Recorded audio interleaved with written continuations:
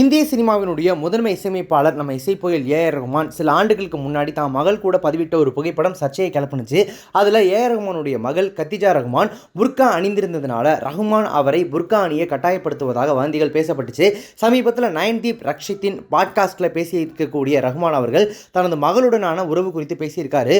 பொய்யான வதந்திகள் மற்றும் இணையத்தில் பரவக்கூடிய எதிர்வினைகளை சமாளிக்கும் போது அவரது மகளின் மன உறுதியை பாராட்டியிருக்காரு. அவர் என்ன சொல்லியிருக்காரு அந்த சர்ச்சை குறித்து அப்படின்னா, பொது வாழ்க்கையில் இருப்பதற்கான தேர்வை நாம தான் முடிவு பண்ணுறோம். இங்கே ஒரு பணக்காரரில் ஆரம்பித்து கடவுள் வரைக்கும் அனைவருமே மதிப்பாய்வு செய்யப்படுவாங்க. மகள் பற்றி பேசும்போது என்ன சொல்லியிருக்காரு அப்படின்னா, என் மகளுக்குன்னு தனி ரசிகர்கள் இருக்காங்க.